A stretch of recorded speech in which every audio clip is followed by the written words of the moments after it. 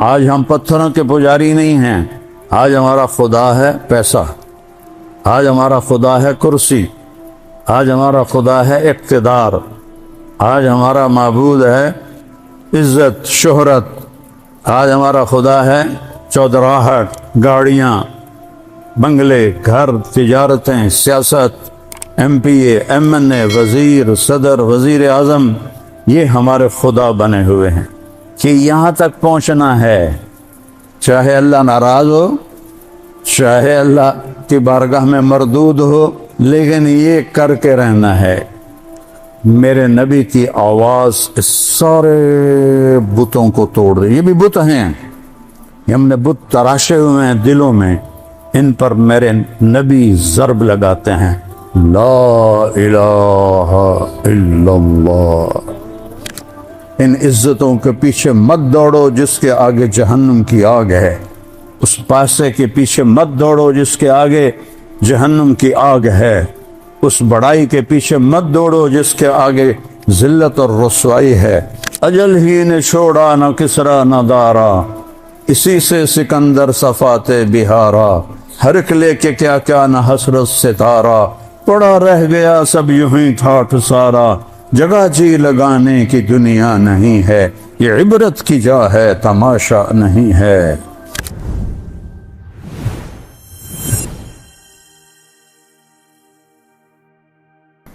وَرَبَّكَ فَكَبِّرْ، اٹھ جا میرے محبوب، پیغام سنا۔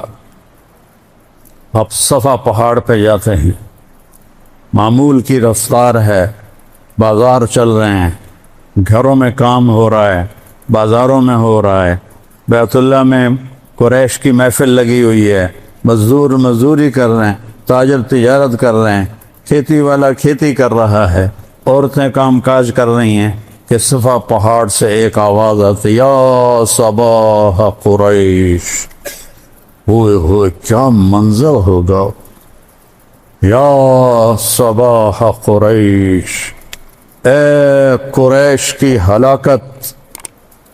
جب کسی خطرے سے خبردار کرنا ہوتا تھا تو یہ لفظ بولا جاتا تھا، آپ نے کہا یا صباح قریش، ایک دم اللہ نے آپ کی آواز کو اتنا اونچا کر دیا کہ پورے مکے کے شہر میں وادی میں اس آواز کو اللہ نے پہنچایا، پہاڑ نرم ہو گئے، آواز نے پار کیا، پتھر نرم ہو گئے، چٹانیں نرم ہو گئی، چاروں سمتیں سمٹ گئیں، مشرق مغرب شمال جنوب میرے نبی کے منہ کے آگے آ گئے، اور آواز ایسے پھیلی جیسے بم کا دھماکہ ہوتا ہے، چاروں طرف اس کی آواز جاتی ہے، ایسی میرے نبی نے دھماکہ کیا، یا صباح قریش، قریش کی ہلاکت۔ ایک دم تھم گئی ساری زندگی، سب کی آنکھیں اوپر اٹھی، تو آپ نے کہا یا بنی فہر،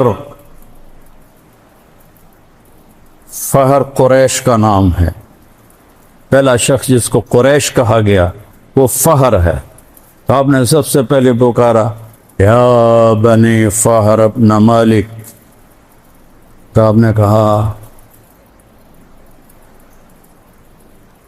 یا بنی مر بن کعب، یا بنی کعب ابن لوی۔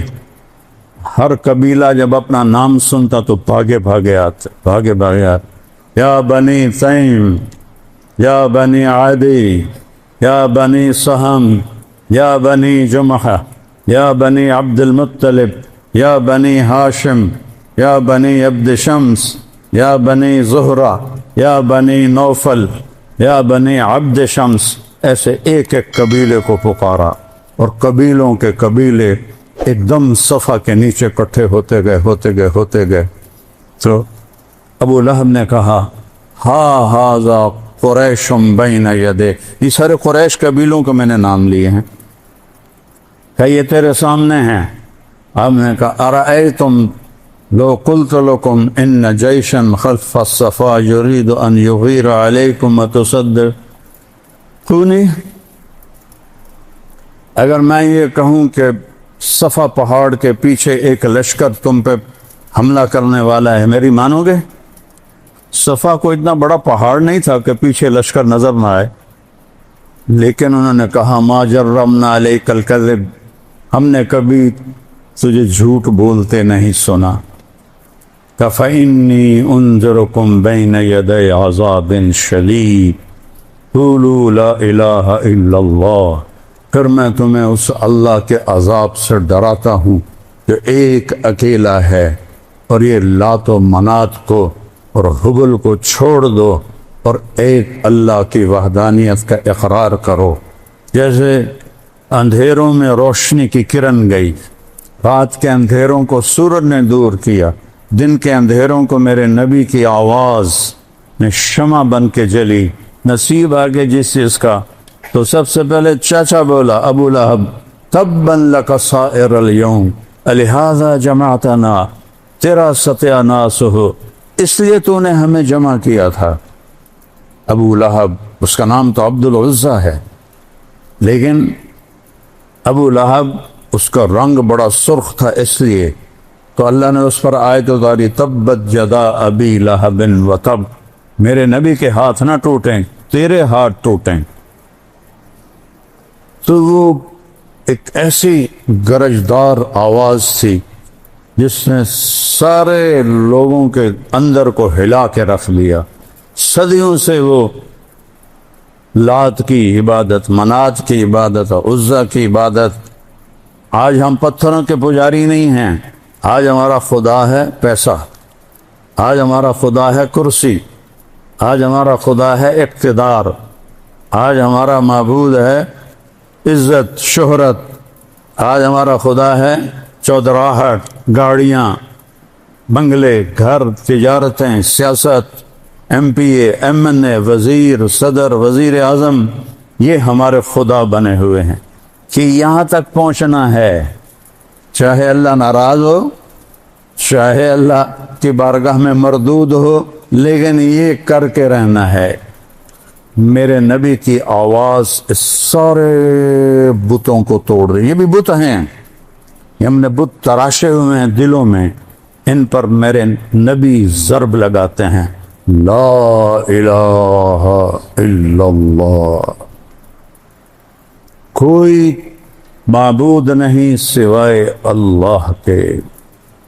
وہ ہے جس کو کسی نے پیدا نہیں کیا، لم یلد، وہ ہے جس نے کسی کو پیدا نہیں کیا، ولم یولد، لم یلد ولم یولد، کسی کا باپ نہیں، کسی کا بیٹا نہیں، وہ اول ہے، ابتدا سے پاک ہے، وہ آخر ہے، انتہا سے پاک ہے، وہ بلند ہے، اس سے اوپر کوئی نہیں، وہ چھپا ہوا ہے، اس سے چھپا ہوا کوئی نہیں، هو الاول والآخر والظاہر والباطن وهو بكل شيء علیم۔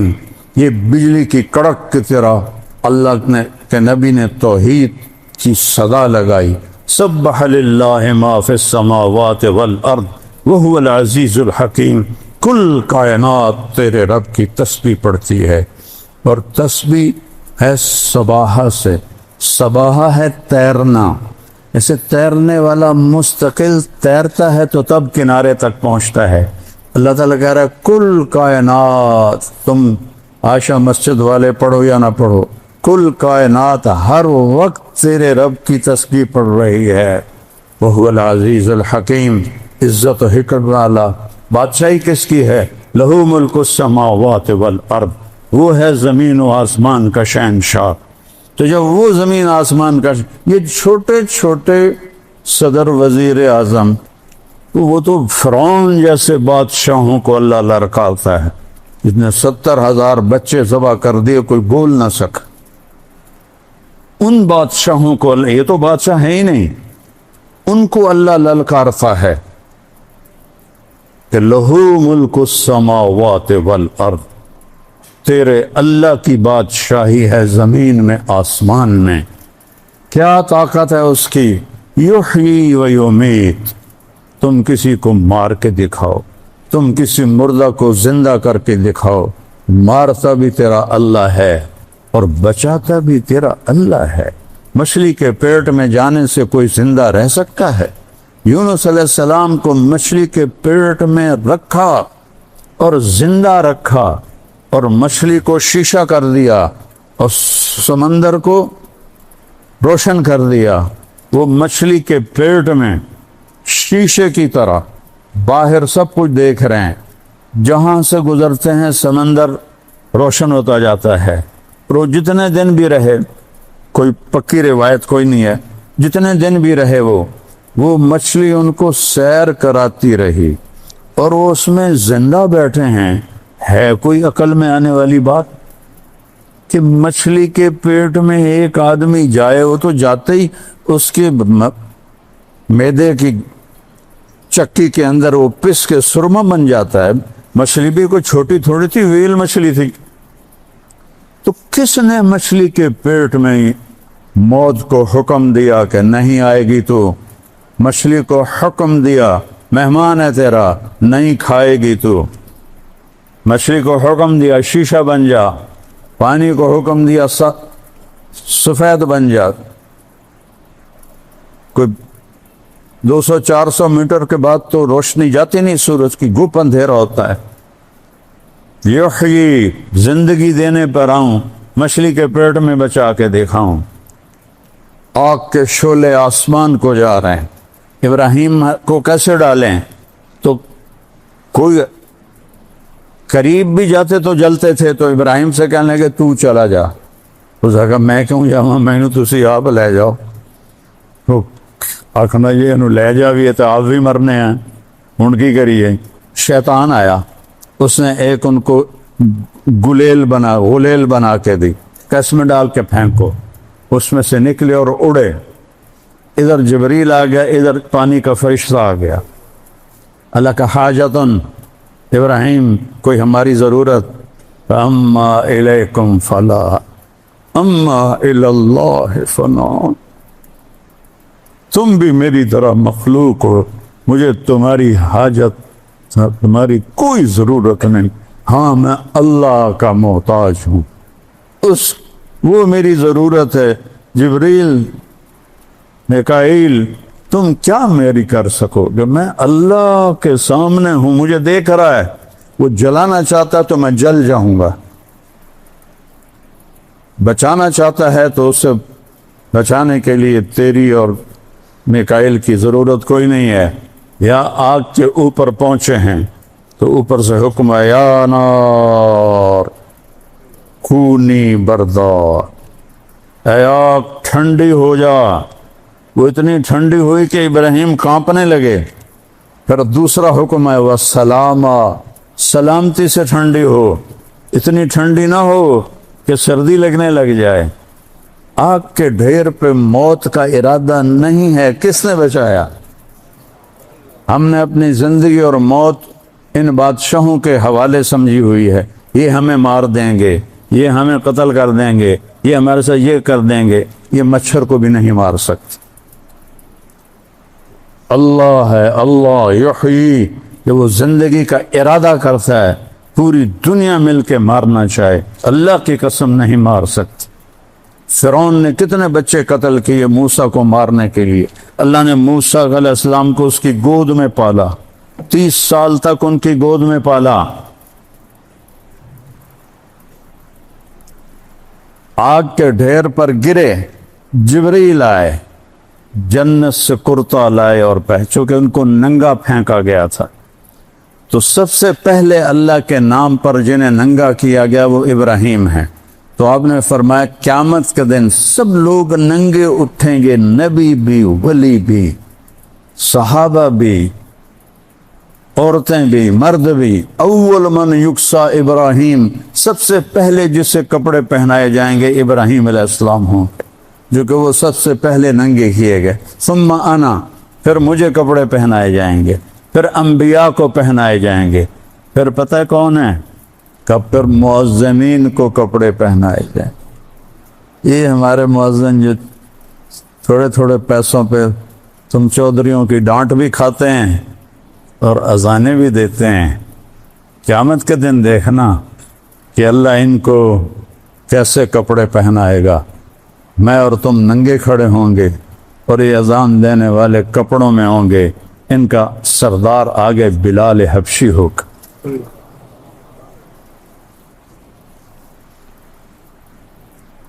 حضرت علی علیہ السلام فرمایا کرتے تھے کہ ایک چیز کی حسرت رہ گئی کہ میں اپنے بیٹے حسن حسین کے لیے اللہ کے نبی سے مسجد نبوی کی اذان مانگ لیتا کہ میرے بچوں جب بڑے ہوں تو اذان ان کے سپرد کی جائے، جو جنت کے سردار ہیں، جو میری نبی کی آنکھوں کا تارا ہیں، نبی کی آنکھوں کی ٹھنڈک ہیں، نبی کے دل کا نور ہیں، نبی کی ٹہنیاں ہیں، جنت کے پھول ہیں، جنت کے سردار ہیں، ان کی ماں جنت کی عورتوں کی سردار ہے، ان کا باپ آپ نے کہا ان تینوں سے افضل ہے، اس کا گھر نبی کے گھر کے سامنے ہے، وہ کہہ رہا میں اذان مانگ لیتا، میں اذان مانگ لیتا۔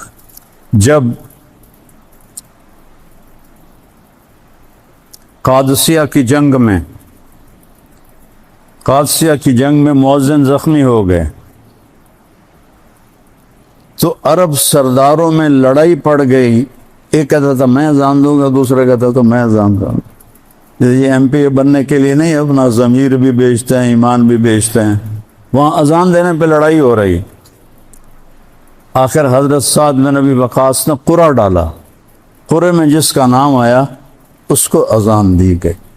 جب حضرت عمر نے بیت المقدس فتح کیا تو حضرت بلال نے قسم کھائی تھی جب تک اللہ کے نبی کے بعد میں اب اذان نہیں دوں گا، تو اذان نہیں دیتے تھے۔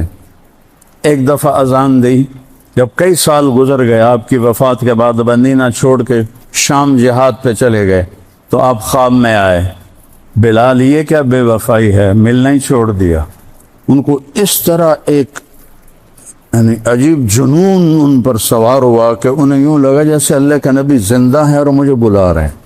پورا 21 دن کا سفر ایک ہفتے میں طے کیا، دن رات اونٹنی کو بھگایا، اور اسی تصور میں کہ اللہ کے نبی زندہ ہیں اور مجھے بلا رہے ہیں، مجنونانہ کیفیت طاری ہو گئی، اور مدینے میں داخل ہوتے کہنے لگے یا رسول اللہ میں آ گیا، یا رسول اللہ میں آ گیا۔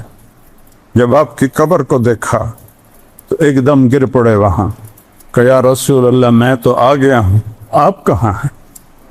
میں تو آ گیا، آپ کہاں ہیں؟ نماز کا وقت ہو گیا، سب کو پتہ تھا اذان نہیں دیتے، تو صحابہ نے امام حسن اور امام حسین علیہ السلام سے، چھوٹے بچے تھے، کہ آپ ان سے درخواست کریں کہ آج یہ اذان دے دیں، ویسے تو یہ کسی کی نہیں مانے۔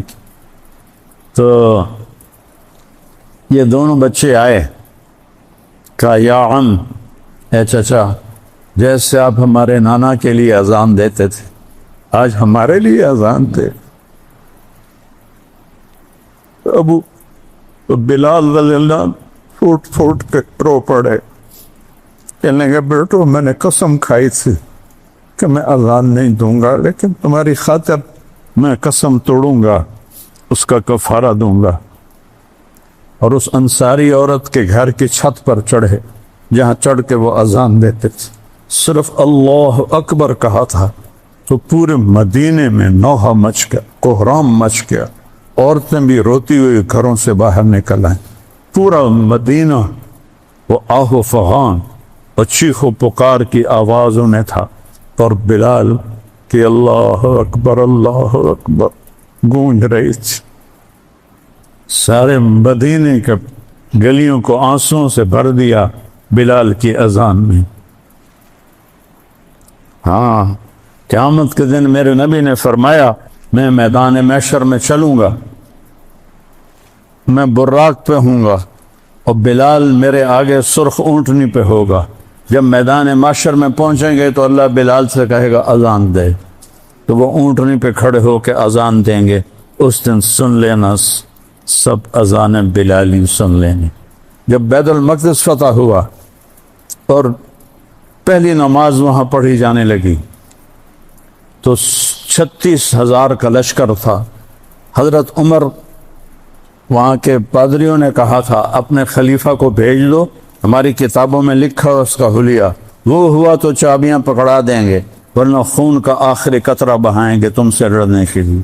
تو حضرت عمر کو بلایا گیا، تشریف لائے اور قلعے کی دیوار کے سامنے کھڑے ہوئے، پادریوں نے اپنی کتاب کھولی اور ایسے دیکھا کہاں یہ وہی ہے، اور آئے دروازہ کھولا چابیاں دے دی۔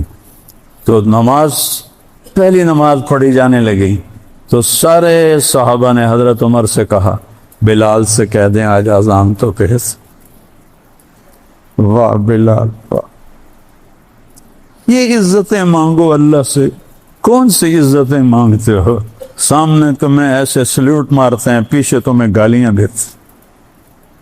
کبھی حرام کے راستے پر بھی کسی نے عزت پائی، کبھی اللہ سے جنگ کر کے بھی کسی نے عزت پائی، سکون پائے، کبھی ظلم و ستم کے پہاڑ توڑ کر بھی کوئی بڑا انسان بنا۔ یہ عزت ہے کہ 22 لاکھ مربع میل کا مالک آ کے بلال سے کہتا ہے کہ بلال آج ہماری درخواست اذان تو دے دو۔ وہ پھر رونے لگے کہ نے ایک دفعہ قسم پہلے توڑی تھی، آج دوبارہ تیری خاطر توڑوں گا۔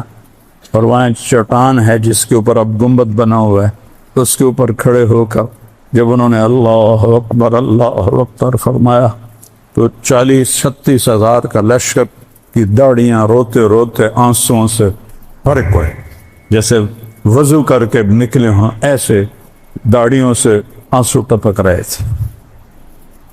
یہ عزت ہے، اس کو عزت کہتے ہیں۔ اسے عزت نہیں کہتے کہ ہوٹر والی گاڑی مل جائے اور ہوٹر والے آگے موٹر سائیکل ہو اور تمہارے گاڑی پہ جھنڈا لگا ہوا ہو، یا تم بہت بڑے گھر کے مالک بن جاؤ، بہت بڑی تجارت کے مالک بن جاؤ، مرتے ہی سب خاک ہو جائے گا۔ اجل ہی نے چھوڑا نہ کسرا نہ دارا، کدھر گئے کسرا کدھر گئے دارا، اسی سے سکندر صفاتے بہارا۔ کہاں گیا سکندر؟ 10 سال میں 16 لاکھ مربع میل اس نے رقبہ فتح کیا۔ 10 سال میں 16 لاکھ مربع میل، 20 سال کی عمر میں نکلا اور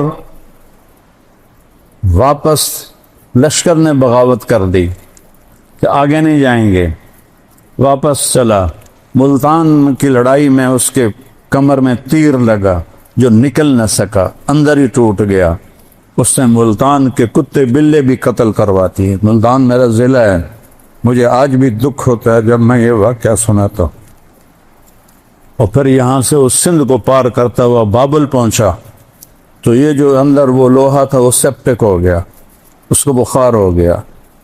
اس نے اپنی کمزوری کو چھپانے کے لیے دریائے فرات میں چھلانگ لگا کے دریا کو آر پار کیا، اس سے اس کو ٹائیفائیڈ ہو گیا اور وہ اتنا کمزور ہو گیا کہ اس سے اٹھا نہیں جا رہا تھا، جس نے اکیلے نے لشکروں کے منہ پھیر دی، اس سے اٹھا نہیں جا رہا تھا۔ اور پھر جب اس نے دیکھا کہ نہیں بچ سکتا، کہنے لگا کوئی ہے تو تم بادشاہ سلامت پوری دنیا کے، سکندر سے بڑے بادشاہ تو نہیں، سکندر سے بڑے طاقتور تو نہیں، الیگزینڈر دی گریٹ، گریٹ اس کو تاریخ نے نام دیا ہے، اس کو خوش آمدیوں نے نہیں دیا، اس کے خوش آمدیوں نے اسے گریٹ نہیں کہا۔ سکندر اعظم، اعظم کا نام اس کو تاریخ نے دیا ہے۔ اعظم اٹھا نہیں جا رہا۔